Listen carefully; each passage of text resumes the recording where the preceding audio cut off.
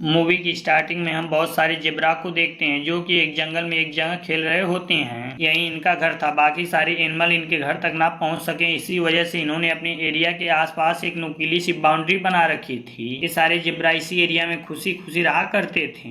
एक दिन इनके लीडर के घर बेबी होने वाला था। ये बात सुनकर सारे जेब्रा बहुत ज्यादा खुश थे। जैसे ही इनको पता चलता है कि बेबी दुनिया में आ गया है, ये सब उसे देखने जाते हैं। उसे देखकर सारे जेब्रा हैरान हो जाते हैं क्योंकि बेबी जेब्रा के आधी बॉडी के ऊपर स्क्राइब नहीं थे, जिसे देखकर सबने यही कहा ये तो कष्ट है और अब पता नहीं हमारे साथ क्या होगा। सब जेब्रा को बस यही लग रहा था कि बेबी जेब्रा बहुत ही ज्यादा अनलकी होगा और उनके पीने का पानी इसी वजह से शायद खत्म हो जाए। बेबी जेब्रा को उसके पेरेंट्स उसे समझाते हैं कि तुम तो हमारे बेबी हो, जो ये सारे जेब्रा कर रहे हैं ऐसा कुछ भी नहीं है, तुम तो हमारे तुम्बा। उसके बाद उस बेबी जेब्रा का नाम तुम्बा रख दिया जाता है। इसका मतलब था कि कभी हार ना मानने वाला। अब जिस जगह पर ये सारे जेब्रा रहते थे वहाँ पर एक छोटा सा तालाब था जिसमें पानी था और यही इनका सहारा था जिंदा रहने का। धीरे धीरे पानी यहाँ खत्म होने लगा। एक दिन जब तुम्बा उस जगह पर पानी पीने जाता है तो वहाँ पर सारे जेब्रा उसका मजाक उड़ाते हैं कि तुम तो सिर्फ हाफ जेब्रा हो, तुम्हारे आधी बॉडी के ऊपर ऐसे मार्क है ही नहीं।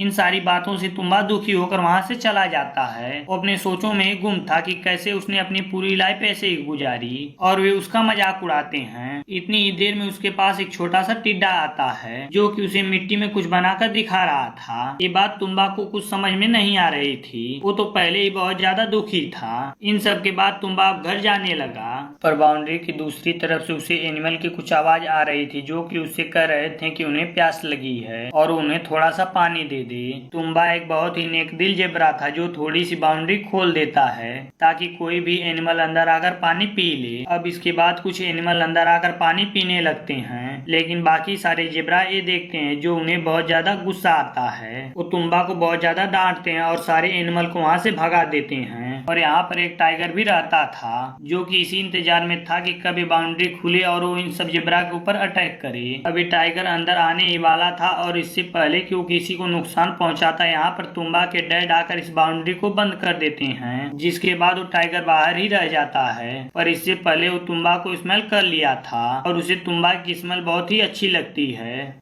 जिसके बाद वो सबको धमकी देता है कि अभी तो तुम सब लोग मुझसे बच गए हो, पर जब तुम्हारा पानी खत्म हो जाएगा तो तुम लोगों को पानी पीने के लिए बाहर आना ही पड़ेगा, जिसके बाद मैं तुम्हें खा जाऊंगा। जिसके बाद तुम्बा को अपने पेरेंट्स से बहुत ज्यादा डांट पड़ती है कि उसके वजह से सारे जेब्रा की जान खतरे में थी। इससे तो टाइगर इन सब पे हमला कर देता क्योंकि उसने बाउंड्री ही खोल दी थी। अब वहाँ से उदास होकर अपनी मॉम के पास चला जाता है जो कि तुम्बा को उदास देखकर उसे एक स्टोरी सुनाती है। तुम्बा को बताते हैं कि कैसे बहुत सालों पहले किसी भी जेब्रा के शरीर पर कोई भी लाइन नहीं थी, यानी सब बिल्कुल व्हाइट थे। जिसके बाद एक जेब्रा किसी मैजिकल पावर में गया था जिसके अंदर से गुजरने के बाद उसके शरीर पर पूरे लकीरें आ गईं। उसे फॉलो करते करते बाकी सारे जेब्रा भी उसमें चले गए और उसके बाद से सभी जेब्रा के ऊपर ऐसी लाइनें आ गई। यहीं पर यह मूवी खत्म होती है।